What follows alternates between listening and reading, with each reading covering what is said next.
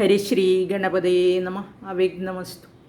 സരസ്വതീ നമസ്തുഭ്യം വരദേ കാമരൂപിണി വിദ്യാരംഭം കരിഷ്യാമി സിദ്ധിർഭവതു may സദാ. എല്ലാവർക്കും നല്ല ദിവസം ആശംസിക്കുന്നു. ദേവിയുടെ കടാക്ഷവും കൃപയും എല്ലാവർക്കും ഉണ്ടാകട്ടെ, നന്മയുണ്ടാകട്ടെ എന്ന് പ്രാർത്ഥിക്കുന്നു. നമുക്ക് അടുത്ത വീഡിയോയിലേക്ക് കടക്കാം. 38ാമത്തെ ശ്ലോകം വരെയാണ് നമ്മൾ പറഞ്ഞു നിർത്തിയത്. ഇതി മാതൃഗണം ക്രുദ്ധം മർദ്ദയന്തം മഹാസുരാൻ ദൃഷ്ടാഭ്യുപായൈർ വിവിധൈർനേശുർദേവാരി സൈനികാഹ. ഈ അഷ്ടമാതൃക്കളുടെ അവർ ആ പരാക്രമം കണ്ടിട്ട് അസുര സൈന്യങ്ങൾ ഓടിപ്പോയി. മഹാസുരന്മാരെ മർദ്ദിക്കുന്ന കോപിച്ച ഈ മാതൃഗണത്തെ, അതായത് ബ്രഹ്മാണി, വൈഷ്ണവി, രൗദ്രി, കൗമാരി, ശിവദൂതിക, ഐന്ദ്രി, നാരസിംഹി, വാരാഹി മുതലായ അഷ്ടമാതൃക്കളെ കണ്ടിട്ട് അസുരന്മാർ ഭയന്ന് ഓടിപ്പോയി. അടുത്ത 39ാമത്തെ ശ്ലോകം നോക്കുക.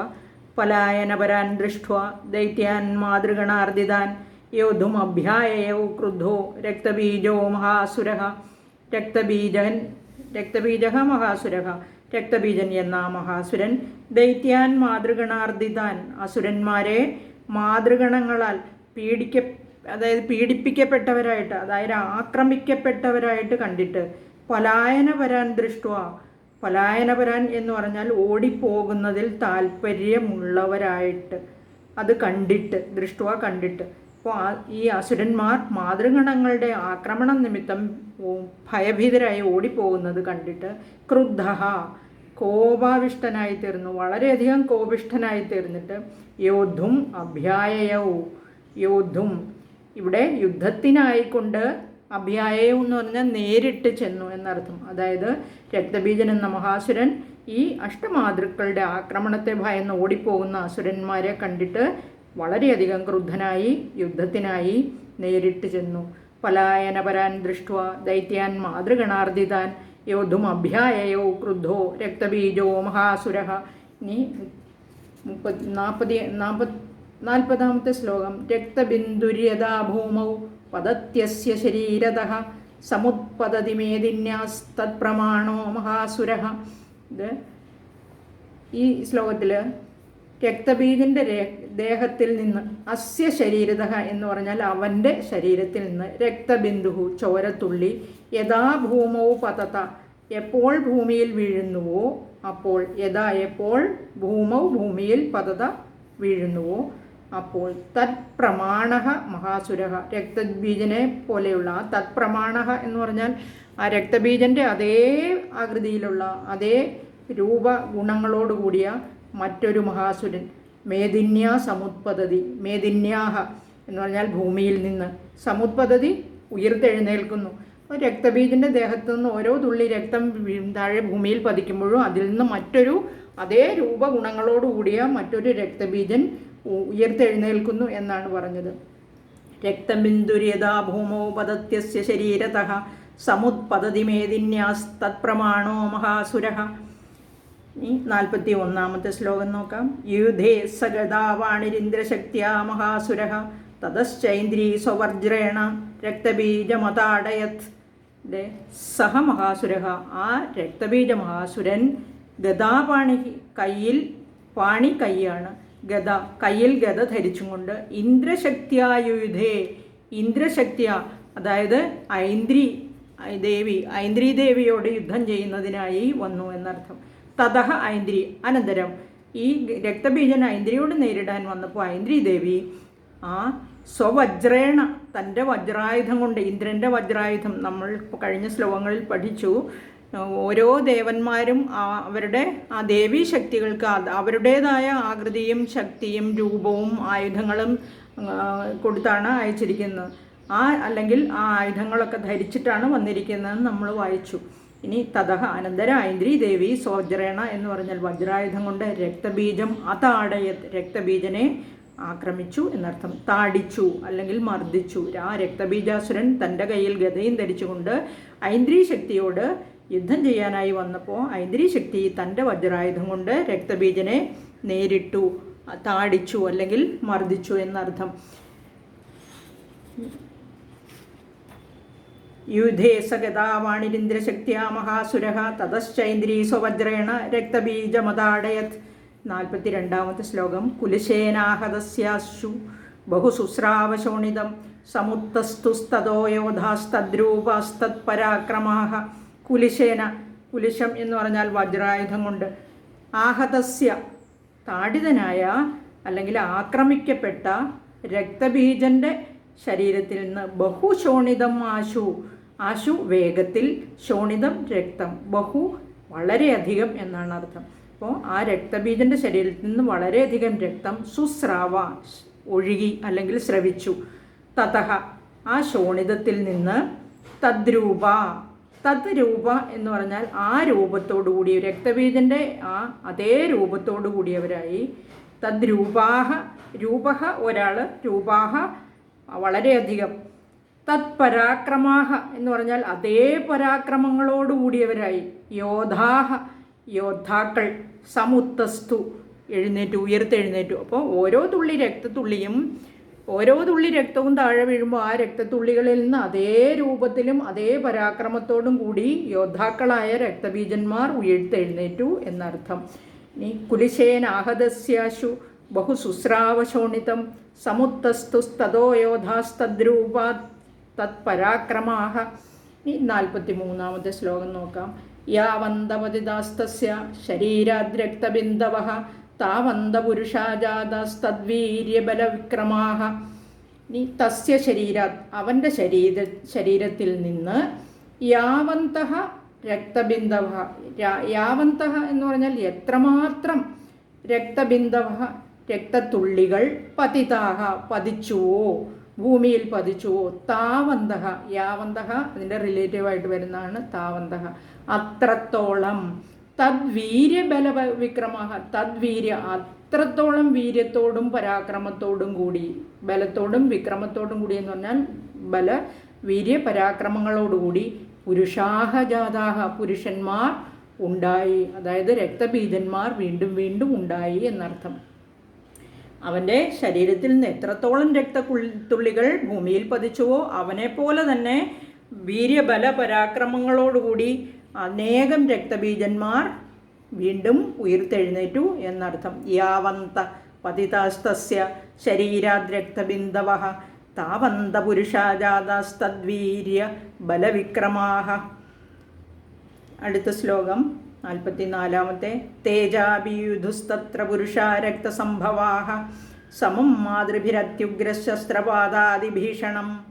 തത്ര ആ യുദ്ധത്തിൽ, അവിടെ രക്തസംഭവാഹ, ഇവിടെ രക്തത്തിൽ നിന്നും ഉത്ഭവിച്ചവരായ, രക്തത്തിൽ നിന്ന് സംഭവിച്ചവരായ എന്ന് പറഞ്ഞാൽ ഉണ്ടായവരായ, തേ പുരുഷാഹ ച അപി, അപി എന്ന് പറഞ്ഞാൽ ച അപി എന്ന് പറഞ്ഞാൽ അതും, ആ പുരുഷന്മാരും മാതൃഭി സമം മാതൃക്കളോടുകൂടി അത്യുഗ്രശസ്ത്രപാതാതിഭീഷണം അത്യുഗ്രങ്ങളായിരിക്കുന്ന ശസ്ത്രങ്ങളുടെ ആക്രമണം, അതിഭയങ്കരമായ ആ പതനം നിമിത്തം, ശസ്ത്രപാതാതിഭീഷണം ശസ്ത്രങ്ങളുടെ പതനം നിമിത്തം, ശസ്ത്രങ്ങളുടെ ആക്രമണം നിമിത്തം, ശസ്ത്രങ്ങൾ കൊണ്ടുള്ള ആക്രമണം നിമിത്തം, അത്യുഗ്രങ്ങളായിരിക്കുന്ന ശസ്ത്രങ്ങളുടെ ആക്രമണം നിമിത്തം അതിഭയങ്കരമായിട്ട് യുദ്ധം ചെയ്തു എന്നർത്ഥം.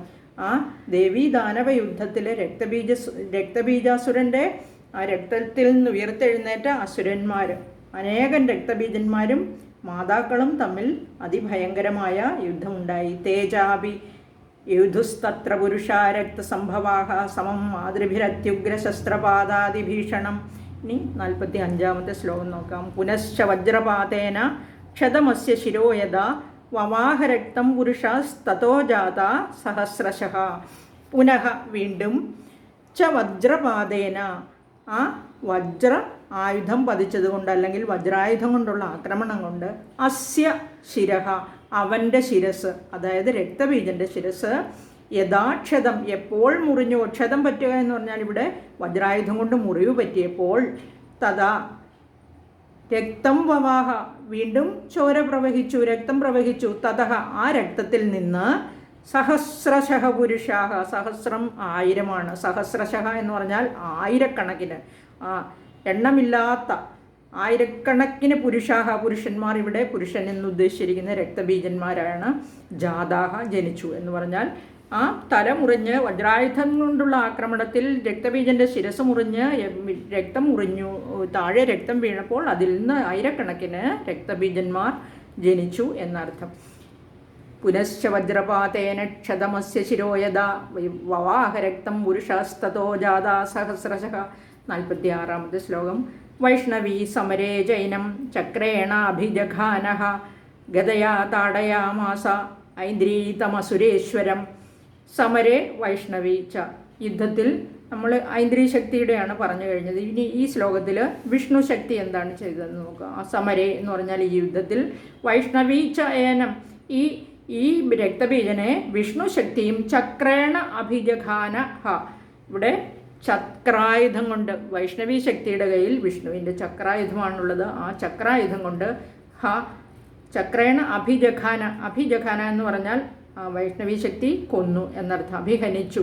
ഐന്ദ്രീതം അസുരേശ്വരം. ഇന്ദ്രശക്തിയ അസുരശ്രേഷ്ഠനെ, അസുരേശ്വരനെ, അസുരന്മാരുടെ ഈശ്വരനെ.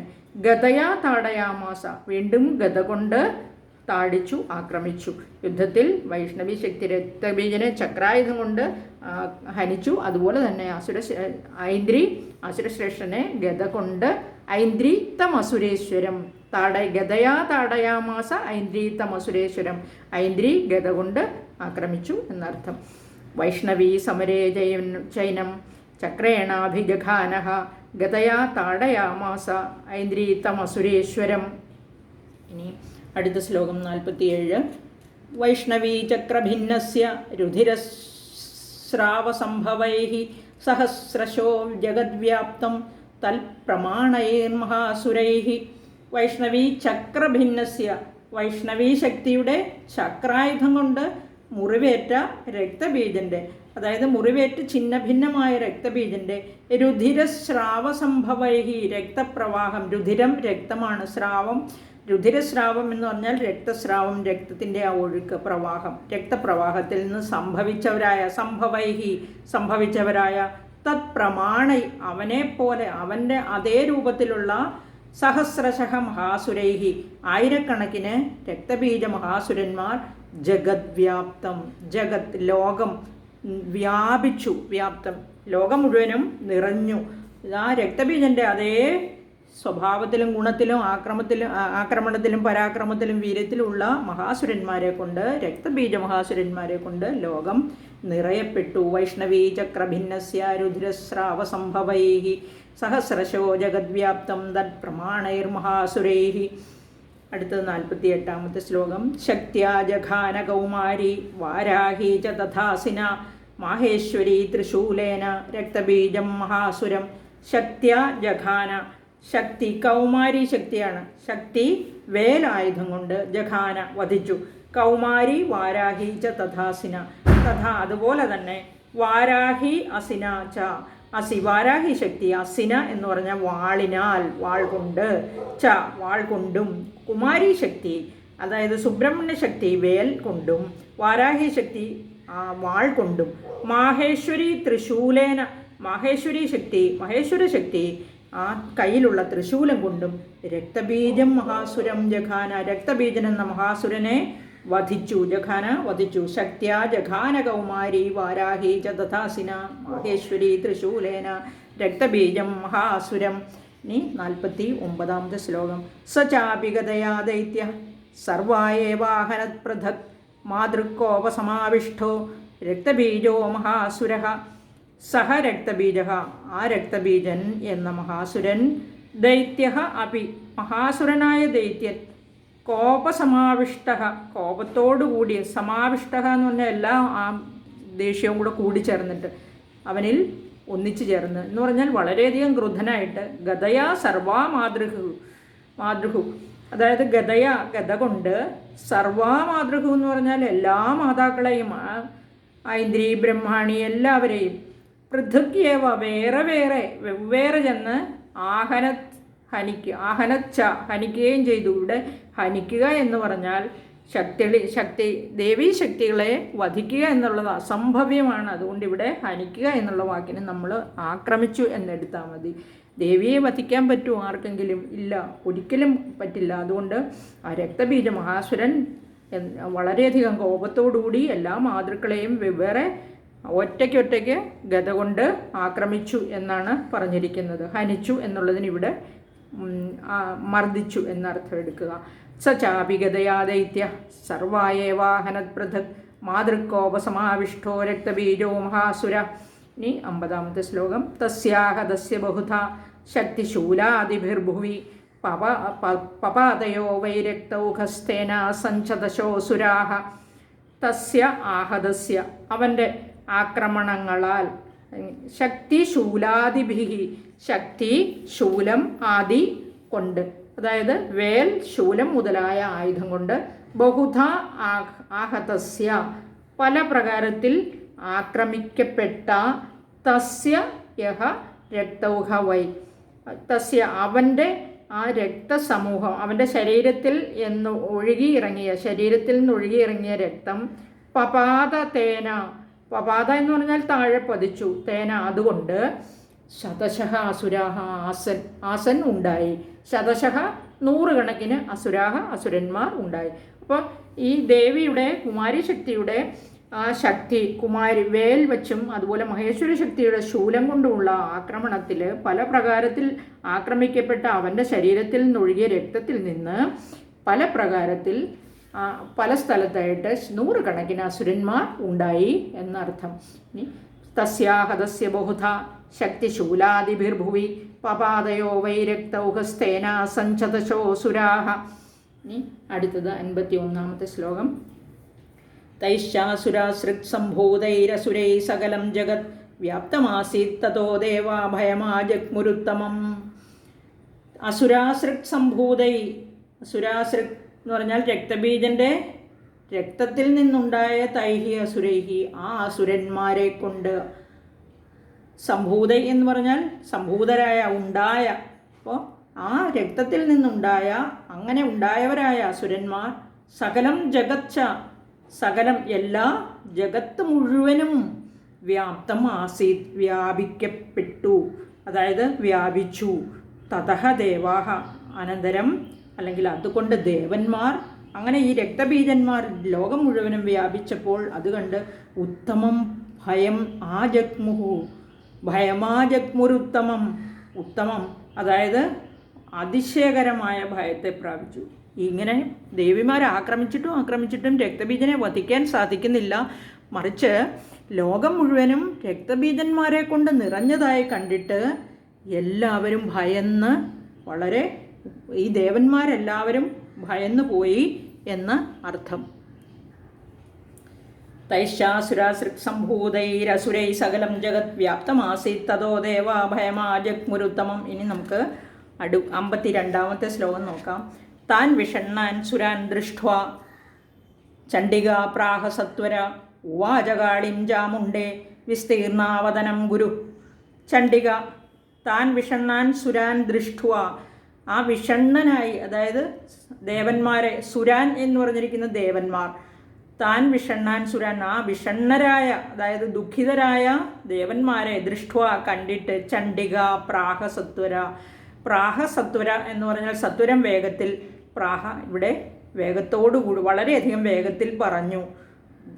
ചണ്ഡികാദേവി, ചാമുണ്ടേ അല്ലയോ ചാമുണ്ടേ, വദനം മുഖത്തെ, ഇവിടെ ചാമുണ്ടാദേവിയോട് ചണ്ഡികാദേവി പറയുകയാണ്, അല്ലയോ ചാമുണ്ടേ വദനം മുഖം, വദനം വിസ്തീർണ ഗുരു, വിസ്തീർണമാക്കൂ, ആക്കി ചെയ്യൂ എന്നാണ് ഗുരു. വിസ്തീർണമാക്കൂ എന്ന് പറഞ്ഞാൽ നിന്റെ മുഖത്തെ ഒന്ന് വലുതാക്കൂ എന്ന് പറയുവാണ് ചാമുണ്ടാദേവിയോട്. കാളിമുവാച, കാളീദേവിയോട് പറഞ്ഞു. കാളീദേവിയാണ് ചാമുണ്ടാദേവി. നമുക്കറിയാം ചണ്ഡമുണ്ടാസുരന്മാരെ വധിച്ച് ആ ശിരസം വലിച്ചുകൊണ്ട് ചെന്നപ്പോഴാണ് നീ ഇന്നു മുതൽ ചാമുണ്ട എന്നറിയപ്പെടും എന്ന് പറഞ്ഞത്. ഓർമ്മയുണ്ടാവും എന്ന് വിചാരിക്കുന്നു.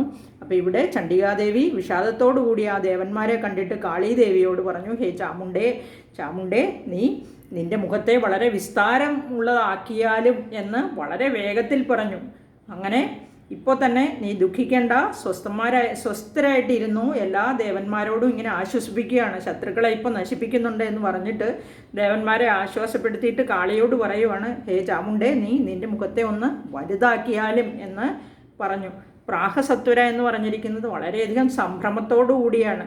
അതായത് ഇവരെ ഈ വധിക്കാൻ പറ്റാത്തതിൻ്റെ ഒരു സംഭ്രമമായിരിക്കും. ദേവന്മാർ വിഷമിക്കണ്ട എന്ന് പറഞ്ഞിട്ട് വലുതാക്കാൻ പറഞ്ഞു കാളീദേവിയോട് തൻ്റെ മുഖം. ഇനി താൻ വിഷണ്ണാൻ സുരാൻ ദൃഷ്ട്വാ ചണ്ഡിക പ്രാഹസത്വര ഉവാച കാളിം ചാമുണ്ടേ വിസ്തീർണാവതനം കുരു. അടുത്തത്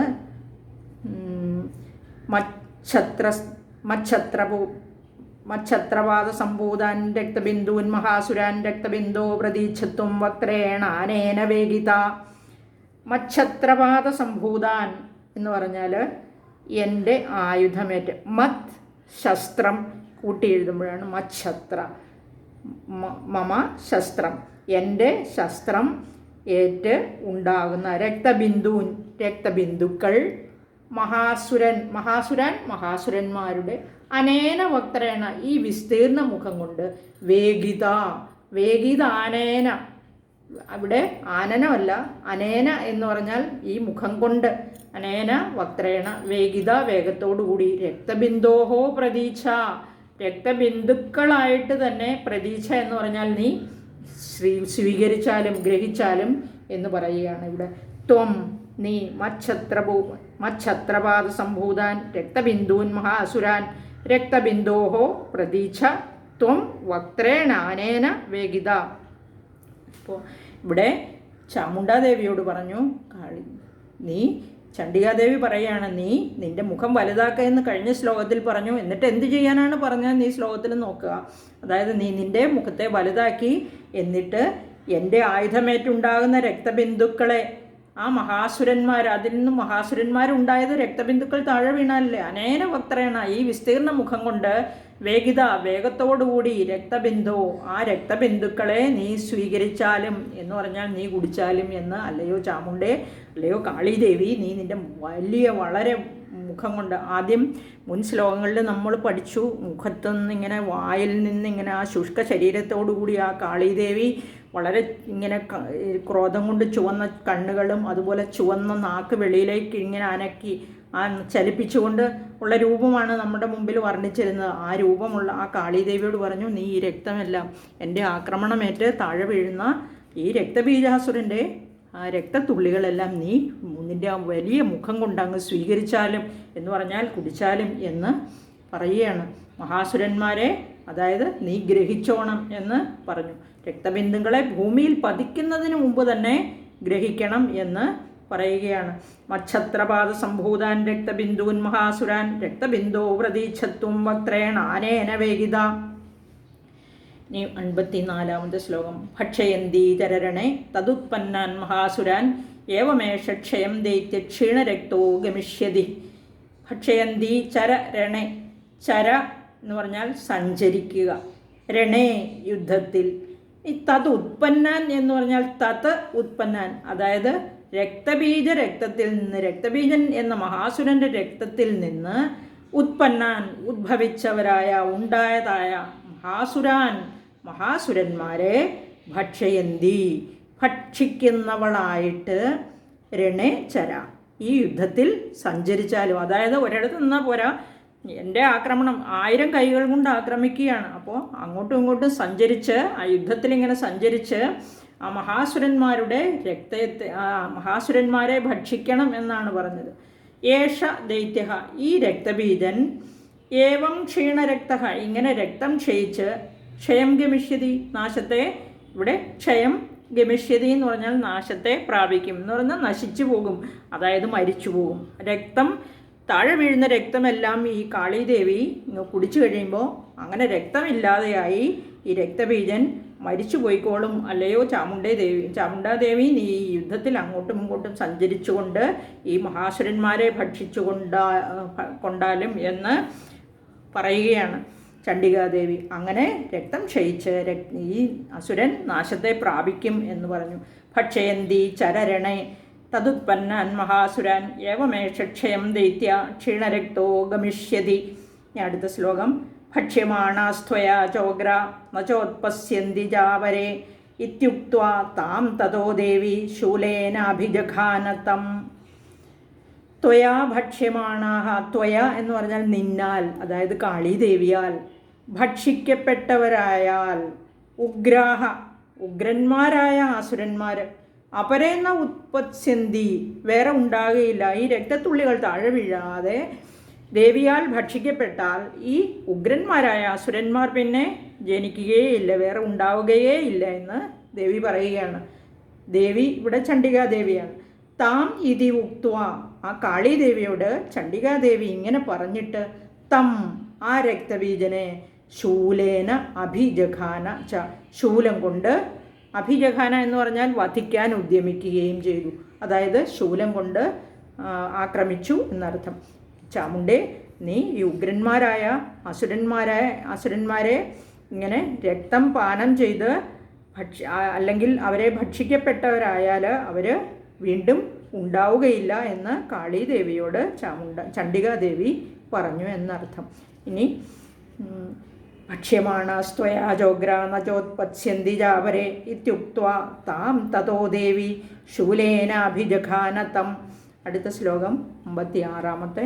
മുഖേന കാളീജഗൃഹേ രക്തബീജസ്യ ശോണിതം തതോ സാവാജഘാനാഥ ഗതയാ തത്ര ചണ്ഡികാം.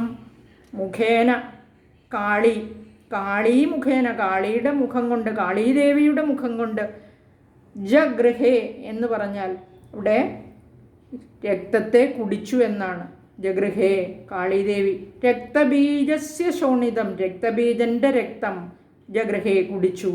തത്ര, ആ യുദ്ധത്തിൽ, ഇവിടെ ഈ യുദ്ധത്തിൽ തതഹ അനന്തരം, ഈ രക്തം കുടിച്ചതിന് ശേഷം അസൗഗതയായി രക്തബീജൻ ഗത കൊണ്ട് ചണ്ഡികായ മാജഘാന, ചണ്ഡികാദേവിയെ വീണ്ടും ആക്രമിച്ചു. അപ്പം ഈ പ്രക്രിയ ഇങ്ങനെ നടന്നുകൊണ്ടിരിക്കുകയാണ്. അതായത് കാളീദേവി ഇങ്ങനെ അങ്ങോട്ടും ഇങ്ങോട്ടും യുദ്ധഭൂമിയിൽ ഇങ്ങനെ സഞ്ചരിച്ചുകൊണ്ട് രക്തം കുടിക്കുന്നു. അങ്ങനെ വീണ്ടും വീണ്ടും ഉണ്ടാകുന്ന അസുരന്മാരെ ഭക്ഷിക്കുന്നു. ആ സമയത്ത് ഈ രക്തബീജൻ തൻ്റെ ഗത കൊണ്ട് ചണ്ഡികാദേവിയെ ആക്രമിക്കുന്നു. ഇനി മുഖേന കാളീ ജഗൃഹേ രക്തബീജസ്യ ശോണിതം തതോ സാവാജഘാനാഥ ഗതയാ തത്ര ചണ്ഡികാം. ഇനി അടുത്തത് 57 ശ്ലോകം. ന ചാസ്യാ വേദനാം ചക്രേ ഗതാപാതോൽപികാമപി തസ്യാഹതസ്യ ദേഹാത്തു ബഹുശുശ്രാവശോണിതം.